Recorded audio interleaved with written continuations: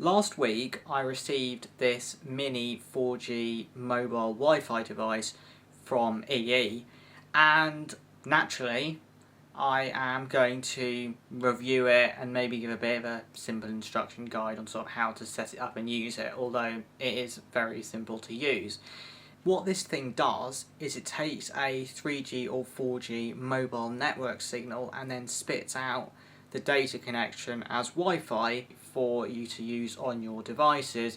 So I don't know, if you've gone out for a picnic and you've got a load of tablets, you can all connect them up to the mobile hotspot and then everyone can use the internet. You can of course also connect phones to it, as I've done, and for that matter even computers, laptops, really anything that has Wi-Fi, and it will then connect you to the 4G network if 4G is available. And talking about supported technologies, this device supports 3G on the standard UK frequencies and 4G on band 3, band 7 and band 20. The 4G Wi-Fi Mini does not connect or support 2G bands, which means that it will only use 3G or 4G, which many people will be happy with, because in the rare situation that some phones do sort of connect to 2G, the data experience generally is not very good, and especially if you've got multiple devices connected to that 2G connection, clearly it's not really going to work. So by supporting 3G and 4G, they are supporting sort of mobile broadband, and as this is a mobile broadband device, that is very much what you would expect. In terms of the Wi-Fi signal the device supports, it's standard 2.4 GHz BGN Wi-Fi. There isn't 5 GHz Wi-Fi on the device. It obviously has a built-in battery, which has actually quite good battery life, and obviously charges over micro USB like pretty much every modern electronic device. Now that we know a little bit about the 4G Wi-Fi Mini, I'm just going to quickly show you around it a little bit, around the box. So you can see there, creates a personal secure Wi-Fi hotspot up to 10 devices, and it says pocket size, and it really is quite small.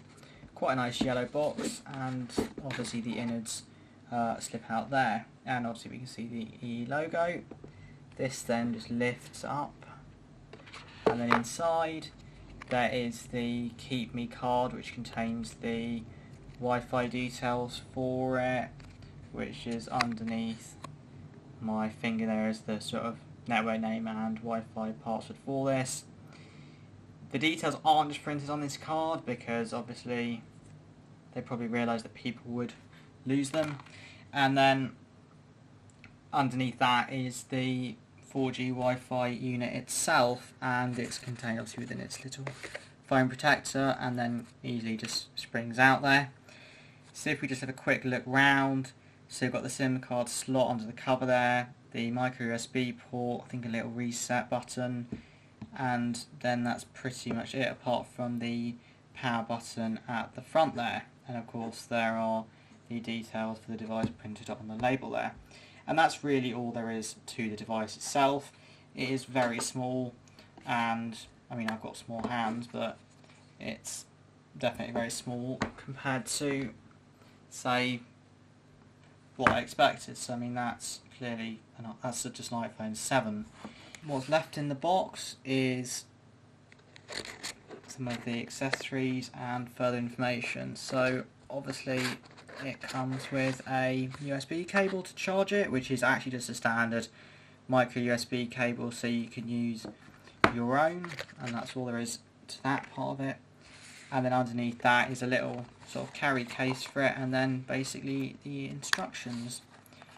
So you can stick it in a nice little case to protect it when travelling around and about. Preparing the mobile Wi-Fi for use is very simple. All you need to do is charge it using the micro USB charging cable plugged into a computer or USB power supply, and then the other end into the micro USB port there. When the device is fully charged, the ring is fully illuminated on the front of the device there. After the device is fully charged, it is necessary to insert the SIM card into the device so it can connect to EE's mobile network, which is done by opening up the protecting tab there and then inserting the SIM card as is very clearly marked on the side of the mobile Wi-Fi. It only takes a nano SIM, which is the smallest SIM contained within the SIM packaging. So what you need to do is to totally remove all of the adapters from around the SIM card, and the metal contact thing, SIM card that's left, is the nano SIM, which then goes into the device with the metal on the top here, and it goes inside with a nice little click. So as you see there, I've got the metal on the top, and then that just goes inside and it goes in with a nice little click, and then that is that. Then you can just put the cover on again and the device is ready to be powered on.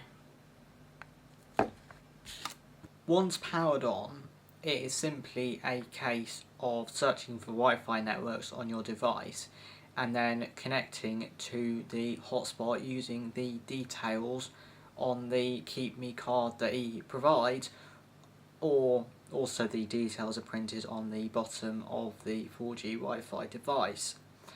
If it's the first time that you've used it, you may have to go through additional prompts in order to sort of activate the SIM card in the device. However, that's all very straightforward, and like I say, it's just a case of really following the prompts. And then you should be ready to browse online to your heart's content, pretty much, up to obviously the amount of data that you have on your plan. And the device does have a web portal which you can access to get some information about the connection that you have and the amount of data you've used and features like that, for example, which is accessed through 192.168.1.1, which you just type into the web browser of your chosen device.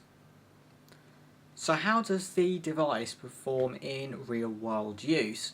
So I've used this 4G Wi-Fi device on a number of trips with devices connected to it, using mobile data and so on, and some of these places have been some quite rural roads and quite hard to cover places, and obviously been using it reasonably heavily in those periods. And over a 1 and a bit hour trip, the battery went down to 3 LEDs, so it's about 75%, which, considering the sort of weak signal in the area and the sort of device activity, I thought is very good, and actually surprised me with the size of the device, because I thought the battery in the thing was going to be absolutely tiny because the device itself is, but it seemed to cope absolutely fine.